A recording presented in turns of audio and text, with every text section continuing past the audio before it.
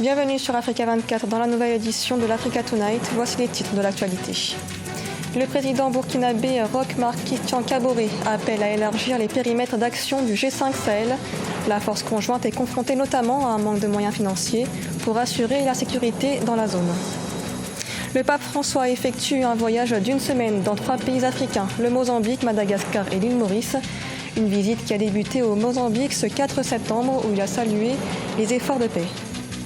Et puis le Ghana et le groupe marocain OCP signent 2 accords dans le secteur agricole. L'objectif, améliorer la chaîne de valeur des engrais et fournir des produits adaptés localement. Mais d'abord, en Guinée, au moins 6 femmes sont mortes dans l'éboulement d'une mine d'or artisanale ce vendredi. La mine est située à Kankan-Koura, dans la région de Kankan, à l'est de Conakry. Les victimes effectuaient une exploitation artisanale dans la mine, activité dangereuse et illégale. La mine était en effet interdite d'accès. Le drame a fait 2 blessés graves, transportés à l'hôpital régional. Rappelons que l'exploitation illégale des mines d'or artisanales dans l'est de la Guinée provoque souvent des effondrements de galeries. Face à l'expansion de la menace sécuritaire au Sahel, le président burkinabé Roch Marc Christian Kaboré a réitéré son appel au renforcement des moyens des pays membres du G5 Sahel pour lutter contre le terrorisme. Le président déplore un manque de moyens financiers qui retarde son fonctionnement. Aïssatou Bari. Au lendemain du sommet du G7 à Biarritz le 27 août 2019, où la question de la lutte contre le terrorisme au Sahel a été entre autres débattue, une nouvelle approche plus inclusive est désormais envisagée. Il s'agit de renforcer et élargir le périmètre d'action du groupe des 5 pays en incluant notamment le Sénégal, la Côte d'Ivoire et le Ghana pour la sécurité et la stabilité au Sahel. La situation sécuritaire au niveau du G5 Sahel est préoccupante parce qu'elle a entraîné un certain nombre de conséquences. Des attaques sur nos casernes, beaucoup de victimes militaires et civiles, des classes qui sont fermées par milliers dans la zone. L'opérationnalisation de la G5 Sahel, une force conjointe dont l'objectif est de lutter contre la progression de la menace terroriste dans la bande sahélo-saharienne, tarde à se concrétiser par manque de soutien financier. Sur les 415 millions d'euros promis en 2018 par la communauté internationale, un peu moins de la moitié a été déboursée et 199,5 millions d'euros n'ont toujours pas été versés selon l'ONU. Par rapport à la sécurité de nos pays, il revient à nos pays d'abord de créer les conditions, en tout cas, de pouvoir sécuriser leurs frontières. Et malheureusement, ce n'est pas le cas. Ils sont là à tendre la main. On a les moyens, on a les hommes, on a des troupes militaires qui peuvent efficacement faire le travail. Ici, d'aventure, on leur met les moyens à disposition. Les questions relatives au nouveau partenariat seront débattues à l'occasion du sommet de la CEDEAO qui se tiendra le 14 septembre 2019 à Ouagadougou, ainsi que lors de l'Assemblée générale des Nations Unies du 17 septembre, afin d'interpeller la communauté internationale sur la crise sécuritaire de la sous-région. Le voyage du pape François en Afrique a débuté au Mozambique ce 4 septembre. Le pape a prôné la paix durable et la réconciliation dans le pays. Actuellement à Madagascar, il achèvera son voyage à l'île Maurice le 10 septembre. Un sujet de la rédaction. Le pape François vient d'achever ce vendredi sa visite au Mozambique. Arrivé dans le pays ce 4 septembre, il a été accueilli par le président Philippe Nyusi. Une visite placée sous le signe de la paix.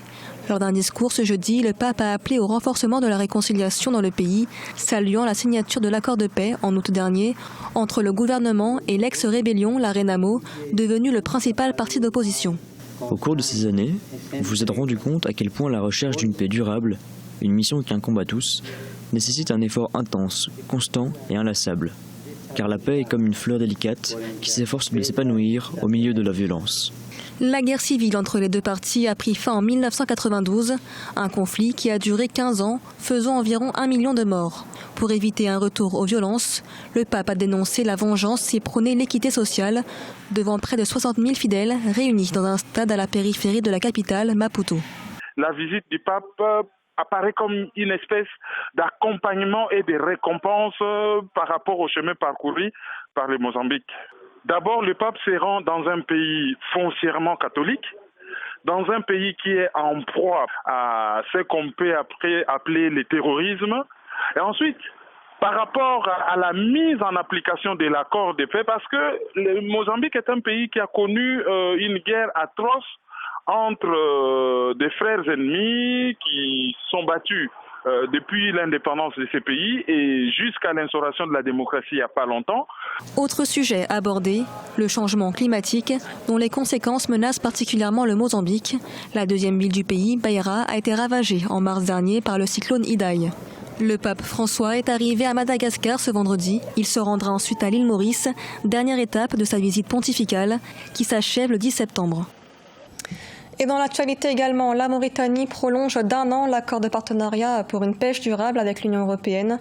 L'accord avait été signé en 2015 pour 4 ans. Il permet à la flotte européenne de pêcher dans les eaux mauritaniennes jusqu'à plus de 280 000 tonnes par an de poissons. En contrepartie, l'Union européenne verse une contribution financière sous forme de redevance. Le renouvellement du partenariat conclu ce 6 septembre permettra aux Européens de poursuivre les opérations dès le 16 novembre prochain. Le Ghana renforce sa coopération avec le phosphatier marocain OCP dans le secteur de l'agriculture. 2 accords ont été signés ce jeudi en marge de l'African Green Revolution Forum à Accra. Ils portent notamment sur la formation des agriculteurs, la cartographie des sols ou encore l'innovation dans le secteur agricole. L'objectif est d'améliorer la chaîne de valeur des engrais afin de fournir des produits adaptés localement. Aïssatou Bari. L'État ghanéen et le groupe marocain OCP viennent de signer 2 accords supplémentaires pour le développement du secteur agricole. Le premier accord concerne les activités centrées sur les agriculteurs, la cartographie des sols, l'enregistrement numérique des agriculteurs. Le second accord est un term sheet pour le projet industriel. À terme, l'unité industrielle devrait avoir une capacité de production d'engrais d'environ 1 million de tonnes.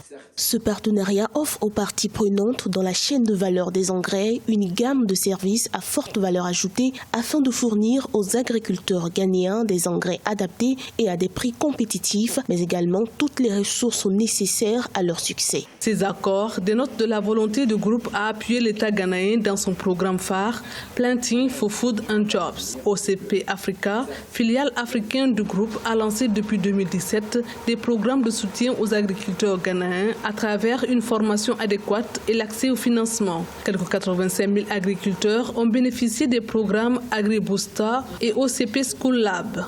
Ce nouvel accord entre l'OCP et le gouvernement ghanéen rentre dans une série d'accords que l'OCP a avec le Ghana depuis 2017. Les 1 million de tonnes qui seront produites par an seront vendues particulièrement aux producteurs ghanéens. Le coût d'accès va baisser. Cette initiative peut aider les producteurs ghanéens à exporter les produits de rente et le gouvernement ghanéen va engranger des devises. À l'horizon 2023, le nouvel accord de coopération prévoit de toucher plus de 500 000 agriculteurs avec au moins 30% de femmes. Selon les autorités du Ghana, à 2 ans de coopération avec le groupe OCP, le pays est passé d'une consommation d'engrais de 8 kg par hectare à 20 kg par hectare. Et puis, une zone tripartite de libre-échange devrait être lancée en 2020 entre les pays d'Afrique australe et de l'Est. 5 pays avaient ratifié l'accord qui réunira les 3 blocs commerciaux africains, la COMESA, la CAE et la SADC. 11 autres pays doivent ratifier l'accord pour l'entrée en vigueur de la zone. Ainsi, des réductions tarifaires devraient s'appliquer avec l'objectif de supprimer les droits de douane pour les biens échangés dans la zone. La Côte d'Ivoire compte près de 3 millions d'hectares de couverture forestière. La déforestation est particulièrement rapide, en cause notamment l'agriculture. Le pays a adopté début 2019 un projet de loi portant sur un nouveau code forestier, une mesure pour préserver les forêts sur l'ensemble du territoire. Reportage. De 16 millions d'hectares de forêt dans les années 60, la Côte d'Ivoire se retrouve aujourd'hui avec moins de 3 millions d'hectares de végétation, selon des études menées en 2015 par le Bureau ivoirien d'études techniques et de développement. Pays à l'un des taux de déforestation les plus rapides au monde, suscitant de vives inquiétudes dans la mesure où la part de l'agriculture dans ce phénomène représente 62% des facteurs de déforestation, dont le cacao à lui seul représente 38%. En Côte d'Ivoire, effectivement, l'agriculture est le principal facteur de déforestation parce que cette agriculture-là est pratiquée de façon extensive, sans préservation de certaines essences forestières. Aussi, il faut noter que les agriculteurs en Côte d'Ivoire aujourd'hui sont à la quête perpétuelle de nouvelles forêts et de nouvelles terres pour l'extension de leur activité agricole. Selon le groupe d'experts intergouvernemental sur l'évolution du climat, d'un point de vue économique, le changement climatique pourrait induire une baisse du produit intérieur brut de l'ensemble du continent. La Côte d'Ivoire pourrait perdre entre 380 à 770 milliards de francs CFA à l'horizon 2040 si rien n'est fait.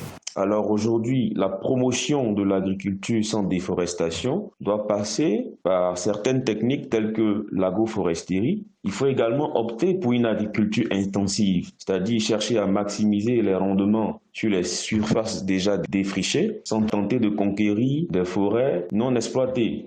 Début 2019, la Côte d'Ivoire avait adopté un projet de loi portant sur un nouveau code forestier. Ce cadre vise la préservation, la réhabilitation et l'extension des forêts sur l'ensemble du territoire. Ce journal a été réalisé par l'ensemble de la rédaction. Merci de l'avoir suivi. L'information continue sur Africa 24.